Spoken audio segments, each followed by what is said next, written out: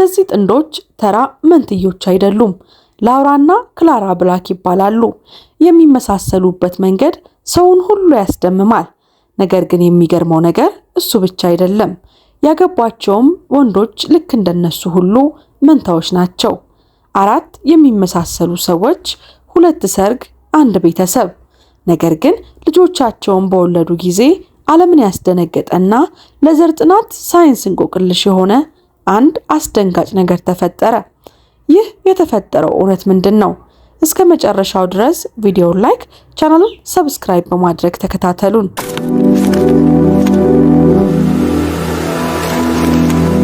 ላውራና ክላራ ብላክ በህይወታቸው ሁል ጊዜ አንድ አካል ነበር የሚንቀሳቀሱት። ያ ጥቁር አይናቸው፣ ጥቅጥቅ ያለ ጸጉራቸውና ሳቅ ሲሉ የሚጎደጉደው ጉንጮቻቸው የብዙዎችን ቀልብ ይስብ ነበር። በቺካጎ ከተማ ተወልዶ ያደጉት እነዚህ እህትማማቾች በመመሳሰላቸው ብቻ ሳይሆን በማህበረሰባቸው ዘንድ የሚታወቁት በጠባያቸውም ጭምር ነበር። ተመሳሳይ ልብስ ይለብሳሉ። አንደኛዋ የጀመረችውን አረፍተ ነገር ሌላኛዋ ትጨርሳለች። ሳቃቸው እንኳን ሳይቀር ተመሳሳይ ዜማ ነበረው። ከዚህ ውጫዊ ተመሳሳይነት ባለፈ ግን እህትማማቾቹ በሙያቸው በጣም ስኬታማ ነበሩ። ሁለቱም በጄኔቲክስ ዘርፍ ከፍተኛ ትምህርት የተማሩና የተካኑ ነበሩ። የራሳቸውን ዲኤንኤ ሚስጥር በሚመረምረው የዚህ ሳይንስ ዘርፍ በመሳተፋቸው በአካባቢያቸው ታዋቂ ሰው ይታያሉ። በተለያዩ ትምህርት ቤቶችና ስብሰባዎች ላይ ስለ መንታነትና ስለ ጄኔቲክስ ሳይንስ ንግግር እንዲያደርጉ ብዙ ጊዜ ይጋበዛሉ። ህይወታቸው ግን ሳይታሰብ የቀየረው በአትላንታ ከተማ በተዘጋጀው አንድ የመንታዎች ስብሰባ ላይ በተገኙበት ወቅት ነበረ። በዚያ ስብሰባ ላይ በብዙ ሺህ የሚቆጠሩ መንታዎች ተገኝተዋል። ሆኖም ግን በዚያ ሁሉ ሰው መሃል 2 ወጣቶች የላውራንና የክላራን ትኩረት ሳቡ። ብራያን እና ራያን ጆንሰን ይባላሉ። ልክ እንደ መስታወት ፍጹም የሚመሳሰሉ ወንድማማቾች። ከሂውስተን ከተማ የመጡት እነዚህ ወጣቶች ያላቸው ልዩነትና ትህትና፣ ማራኪ ፈገግታ ወዲያውኑ የብላክ እህትማማቾችን ቀልብ ማረከ። ስብሰባው ስለ መንትዮች ፈተና የሚወያይ ቢሆንም ለእነዚህ 4 ሰዎች ግን የህይወት አጋራቸውን ያገኙበት ታላቅ መድረክ ሆነ። ላውራ ከብራያን ጋር ስለ ክላሲካል ሙዚቃ በፍቅር ስታወራ፣ በክፍሉ ሌላኛው ጫፍ ደግሞ ክላራ ከራያን ጋር ስለ ጉዞና ስለ ፎቶግራፍ ጥበብ በደስታ ይጨዋወቱ ነበር። የስብሰባው ቀናት እያለፉ ሲሄዱ በመካከላቸው ያለው ትስስር ይበልጥ እየጠነከረ መጣ። አብሮ መመገብ፣ ረጅም የእግር ጉዞዎችና ስለ ህይወት ህልሞች ማውራት የልባቸውን ትስስር አጠበቀው። ልክ እንደ እህትማማቾቹ ሁሉ የጆንሰን ወንድማማቾች የማይበጠስ ጥልቅ የሆነ ትስስር ነበራቸው። ስብሰባው ቢጠናቀቅም የአራቱ ሰዎች ታሪክ ግን ገና መጀመሩ ነበረ። በቀጣዮቹ ጥቂት ወራት በቺካጎና በሂውስተን መካከል ያለው ርቀት ምንም አልመሰላቸውም። ተደጋጋሚ ጉብኝቶች፣ የማያልቅ የስልክ ጥሪዎችና የጋራ እረፍት የህይወታቸው አካል ሆኑ። በላውራና በብራያን እንዲሁም በክላራና በራያን መካከል ያለው ፍቅር ከቀን ወደ ቀን እያበበ እያደገ መጣ። ጊዜው ነጎደ፣ ወራቶቹም አለፉ። 4ቱ ሰዎች ህይወታቸው ይበልጥ እንደተሳሰረ ተረዱ። ይህ የ2 ልቦች ጥምረት ብቻ ሳይሆን የ2 መንታ ነፍሶች መዋሃድ ነበረ። እናም በአንድ ወቅት በቤተሰብና በቅርብ ጓደኞቻቸው ፊት ብራያን እና ራያን በአንድ ጊዜ ተንበርክከው ቀለበት አወጡ። ጥያቄውም ልክ እንደ ፍቅራቸው ሁሉ በአንድ ጊዜ የተናበበ ነበረ። የብላክ እህትማማቾችም በደስታና በለቅሶ የጋብቻውን ጥያቄ እሺ ብለው ተቀበሉ። ለሰርጉ አንድ ትልቅ ውሳኔ ያስተላለፉ።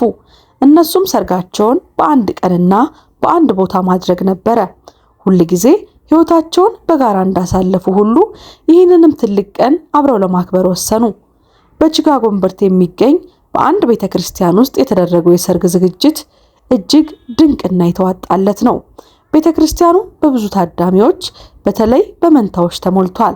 ላውራና ክላራ ፍጹም ተመሳሳይ የሆነ የሰርግ ቬሎ ለብሰው ነበር።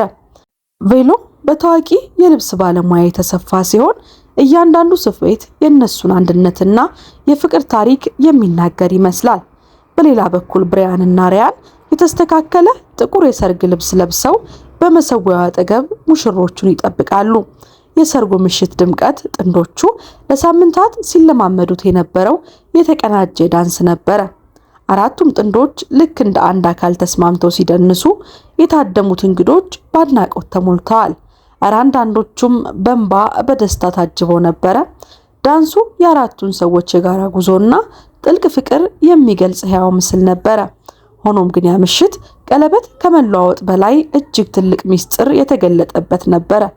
የጥንዶቹ ቃለ መሐላ ስነ ስርዓት ሲያደርጉ ላውራና ክላራ ስለ ወላጆቻቸው ልብ የሚነካ ታሪክን ተናገሩ። ወላጆቻቸው ልጅ ለመውለድ ለብዙ ዓመታት በየሕክምና ማዕከሉ ሲንከራተቱ የነበረውን መራር ስቃይ፣ የተስፋ መቁረጥ ጊዜያትና በመጨረሻም እነሱን ሲወልዱ የተሰማቸውን ታላቅ ደስታ ወጉ። ይህ የወላጆቻቸው ስቃይ ነበር ላውራና ክላራን ወደ ጄኔቲክ ሳይንስ ጥናት የመራቸው፣ የራሳቸውን ሕይወት ምንጭ በጥልቀት መመርመር ስለፈለጉ። በሌላ በኩል የጆንሰን ወንድማማቾች ስለ ደስተኛ የልጅነት ጊዜያቸው አወጉ። በሂውስተን ከተማ በብዙ እህትማማቾች መካከል በሳቅና በጨዋታ ስለማደጋቸው፣ ቤተሰባዊ ፍቅርንና አንድነትን እንዴት እንደተማሩ ገለጹ። ምሽቱ በደስታ በትዝታና በፍቅር የተሞላ ነበረ። ስርዓቱ ሲጠናቀቅ ሁለቱ ጥንዶች ለጫጉላ ሽርሽር ወደ ሜዲትራኒያን ባህር ተጓዙ። በዚያም እጅግ ድንቅ የሚባል የጫጉላ ሽርሽር ጊዜን አሳለፉ። ከጫጉላ ሽርሽር መልስ ሕይወት በደስታ ቀጠለች። ጥንዶቹ በቺካጎ ከተማ ጎን ለጎን በሚገኝ አፓርተማዎች ውስጥ ጎረቤት መሆን ጀመሩ። ከአንድ ዓመት በኋላ ግን እጅግ ሌላ አስደሳች ዜና ተሰማ። ላውራና ክላራ በጥቂት ሳምንታት ልዩነት ውስጥ ሁለቱም መጸነሳቸውን አወቁ። ይህ ዜና ለሁለቱም ቤተሰቦች ትልቅ ደስታን ይዞ መጣ። ነገር ግን ላውራ ክላራን የዘር ጥናት ሳይንቲስቶች በመሆናቸው ሁኔታውን ከደስታ ባለፈ በሳይንሳዊ የሆነ ዓይን ማየት ጀመሩ። ስለ ቤተሰባቸው የዘር ግንድ ያላቸውን ጉጉት እጅግ አደረባቸው። በባሎቻቸው ድጋፍ የቤተሰባቸውን የሕክምና ታሪክ መመርመር ጀመሩ። ጥናቱ የጀመረው በቀላል ላብራቶሪ ቢሆንም ነገር ግን ወደ ጥልቅ ምስጢር መራቸው። በቤተሰባቸው ታሪክ ውስጥ ለረጅም ጊዜ ተደብቆ የቆዩ የሕክምና መዝገቦችን፣ ማስታወሻዎችንና ደብዳቤዎችን አገኙ። እነዚህ ሰነዶች ወላጆቻቸው ከነበሩባቸው ልጅ የመውለድ ችግር በላይ የሆነ ሌላ ስውር አደጋ እንዳለ ይጠቁም ነበረ። በእርግዝና ወቅት በሚደረግ መደበኛ ምርመራ ሳሉ አስደንጋጭ ውጤት መጣ። በላውራና በክላራ ገና ባልተወለዱት ልጆቻቸው ውስጥ አንድ ያልተለመደ የዘር ምልክት ተገኘ። ይህ ምልክት እጅግ ብርቅዬ ከሆነ ለከፍተኛ የጤና ችግር ከሚዳርግ የዘር በሽታ ጋር የተያያዘ ነው። በቅጽበት ያ የነበረው ደስታ በጭንቀትና በፍርሃት ተተካ። ያን ያህል ሲጓጉለት የነበረው እርግዝና አሁን በትልቅ ስጋት ተከበበ። ላውራና ክላራን ይህ ለምን ሆነ በሚል የጥፋተኝነት ስሜት ተዋጡ። ጥንዶቹ በብዙ ስሜት ተናወጡ። ይህ የዘር ምልክት እንዴት ለረጅም ጊዜ ሳይታወቅ ቆየ? የእነሱስ የተደበቀ የዘር በሽታ ታካሚዎች ነበሩ? ይህ ገና ስላልተወለዱት ልጆቻቸውስ ምን ትርጉም ይኖረዋል? ለብላክ እህትማማቾች ላውራና ክላራ ግኝቱ እጅግ ልብ የሚሰብር ነበረ። ለዘመናት ኩራታቸው የነበረውና ጥልቅ ፍቅር የነበራቸው የጄኔቲክ ሳይንስ እውቀታቸው አሁን እንደ ክፉ ምጸት ሆነባቸው። የራሳቸውን እውቀት በሰላማዊ ድንቁርና ሸፍኖ ሊቀር ይችል የነበረውን ጥቁር ምስጢር ይፋ ወጣው። በእነዚህ አስቸጋሪ ወቅት ለሚስቶቻቸው ብርቱ ጥንካሬ ምሰሶ ባለቤቶቻቸው ሆኑላቸው። በእያንዳንዱ ሕክምና ምክክር አብረው ተገኙ። ሁለተኛና ሶስተኛ የባለሙያ አስተያየቶች አፈላለጉ። እናም ለሚደረጉ የሚችሉ የሕክምና ጣልቃ ገብነቶችንም በጋራ መረመሩ። ጥንዶቹ እርግጠኛ ካልሆኑ ሁኔታዎች፣ እንቅልፍ አልባ ሌሊቶችና ከጭንቀት ቀናት ጋር ፊት ለፊት ተገጣጠሙ። በመከራም ውስጥ ግንኙነታቸው ይበልጥ ተነከረ። የዘር ምልክቱ አንድምታ በደንብ ለመረዳት የሕክምና ባለሙያዎች ተመካከሩ፣ ስፔሻሊስቶችም ተሳተፉ። እናም ያሉ አማራጮች ሁሉ ስራ ላይ ዋሉ። ምንም እንኳን የጤናው ትንበያ እርግጠኛ ባይሆንም የጥንዶቹ ጽናትና ቁርጠኝነት የማይናወጥ ነበረ። ተግዳሮቱን ፊት ለፊት ለመጋፈጥ ራሳቸውን በእውቀት ለማስታጠቅና ለማንኛውም አጋጣሚ ለመዘጋጀት ወሰኑ። ታሪኩ በውጥረት የተሞላ ቢሆንም በመጨረሻው ላይ የተስፋ ብልጭታ ይታያል። ጥንዶቹ በቤተሰቦቻቸው ተከበው ተመሳሳይ የጀርድ ችግር ካለባቸው ወላጆች ጋር በጋራ ድጋፍ ሰጪ ቡድን ውስጥ መሳተፍ ጀመሩ። ታሪካቸውን ሲያካፍሉና እርስ በርሳቸው ጥንካሬ ሲለዋወጡ የፍቅርና የድጋፍ መግባባት በጣም ከባድ የሆኑ ፈተናዎችን እንኳን ማሸነፍ እንደሚችል ተገነዘቡ። ፍቅር ኃያል ነውና። በሕክምና ምክክሮችና የዘረመል ምርመራዎች መሃል ላውራና ክላራ አንድ አስደንጋጭ እውነታዎችን አገኙ። የወላጆቻቸውን የቆዩ ወረቀቶች ሲፈትሹ የአንድ የጽንስ ማዕከል ደረሰኞችና መዝገበኞችን አገኙ። ጉጉት ስላደረባቸው ምርመራውን ቀጠሉ። በሚገርም ሁኔታ በነ ጆናስ ቤተሰብ ታሪክ ውስጥም ተመሳሳይ ነገር አገኙ። ሁለቱም ወላጆች ዶክተር ሃሊድ ግሪድ በተባለ ሐኪም አማካኝነት በዚያው ማዕከል ሕክምና አግኝተው ነበረ። መጀመሪያ ላይ ግኝቱ እንደ አጋጣሚ ቢመስልም ጥልቅ ምርመራ ሲያደርጉ ግን ይበልጥ አስከፊ የሆነ ምስጢር ተጋለጠ።